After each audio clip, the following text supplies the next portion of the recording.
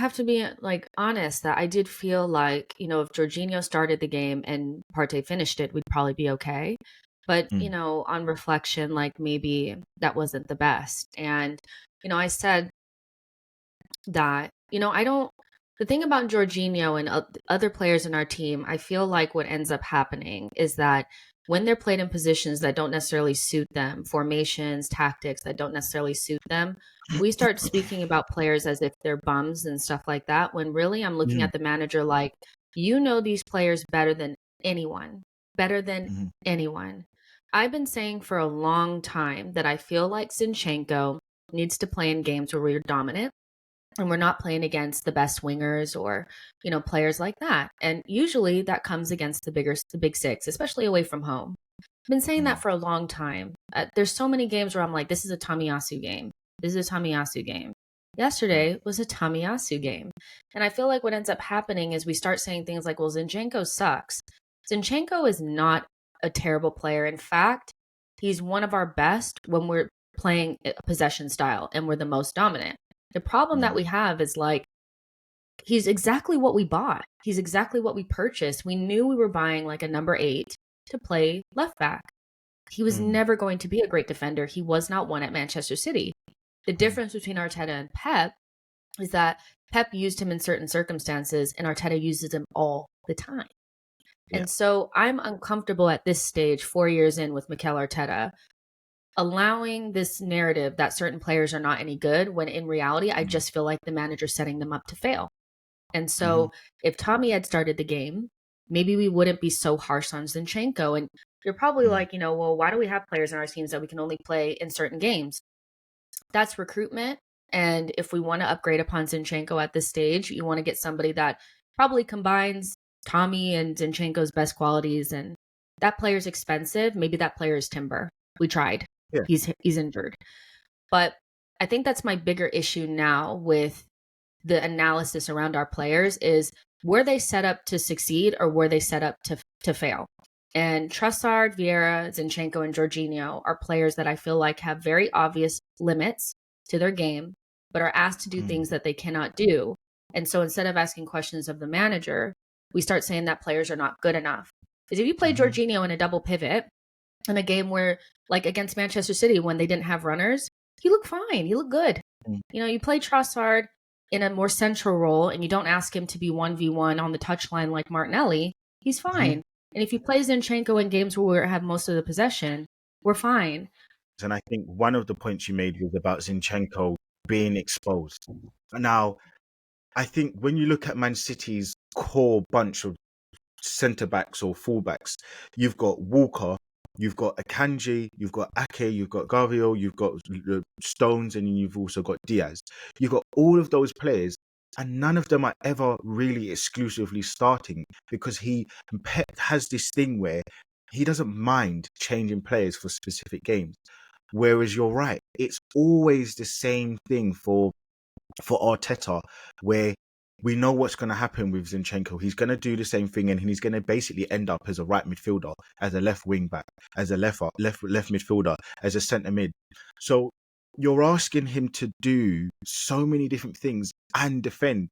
Now, again, you made a great point. He's not a left back. He's actually a centre back, centre mid. Sorry. So again, it's just with Arteta, I just think when he gets something stuck in his head, he wants to run with it. So the last game we played Jorginho in that sixth role against Man City, and I think he saw, do you know what, it works. Let me stick with it because I feel like that can work again. But again, it's that same thing which I was saying to you before: horses for courses. So some players are good for or great for some games. Some players aren't great for some games. There are some games where you're going to need ESR to come in because we need those third man runs. There are some games where we need a lot more width. So when you made the point about, oh, some people might say, well, why do we have players that can only play in certain positions? That's the uniqueness of the Premier League. Whereas when you go to Spain, maybe when you go to Italy, you don't have the variation of Aston Villa, Newcastle, but then Luton, but then Brighton. Oh, and then you have a Spurs. You don't have that collective team, a bunch of teams that can offer up so many different avenues to win again, or a Sheffield United. you don't have as many different teams in those foreign leagues. So I just think you do need those. You do need, some players that can control a game in a different way. You do need those players that can offer up a bit more strength and a bit more pace and power in the midfield, or a bit more flair, etc., etc. That is the uniqueness of the Premier League, and I just think that with Arteta, he doesn't always accommodate the other team.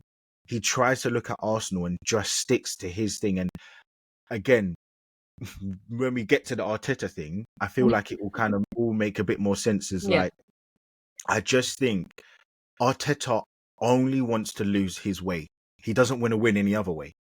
He wants to lose his way, or he wants to win his way. And if it compromises something that he likes or he wants to see, he doesn't mind not winning, because it's like, it's that innate thing within him to say, do you know what, I've done it my way. And I feel like there are so many other ways that you can win, but it doesn't go within his, paradox of circle of Arteta's way. And that's where I think there's issues, basically. Yeah. And that's my only thing at this stage about Mm, the analysis around our players when they don't play well, is I don't think there's ever a conversation around were they set up to play well, mm, you know? And so for Zinchenko, he struggled in that first half, but mm. he was against Sterling, he was always going to get cooked, you know? Yeah. Um, so I, But you know against what though? Like, Milwaukee, he would have got cooked, I thought. Any of their wingers, to be honest. there are some times where I really look at him and I'm like, do you know what? You look really on it defensively. So I can also Yeah. actually, do you know what? Sometimes give a bit of credence to the managers and say he can do it, but he's a little bit, he's not as consistent with his defending. But Yeah. what we do know is, as you said yesterday, no matter what anyone wants to say, that was a Tomiyasu game. You said it. I said it. Everyone can see Yeah. that that's a Tomiyasu game, and it's screaming out for Tomiyasu to start that game, because he just offers a little bit of a better balance for what we want to do, and the control could have come from a different player in the middle of the pitch, maybe a Partey. So you didn't have to have him inverting and doing what he was doing, but he just sticks to the same Zinchenko, and it's just like, come on, like let go of this thing and make it for the team and not for yourself.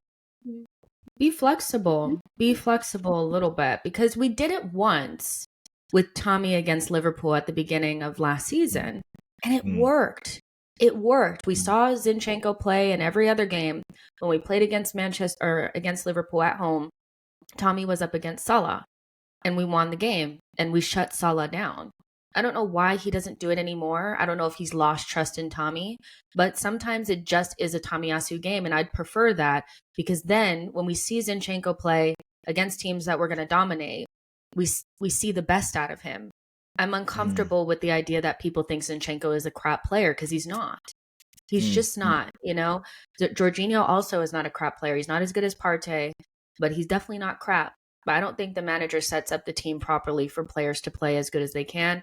And I think he mm, may have gotten the tactics wrong yesterday against Chelsea, because, uh, Gallagher and Caicedo are just runners, and Jorginho kind of wasn't able to like get a foothold in it.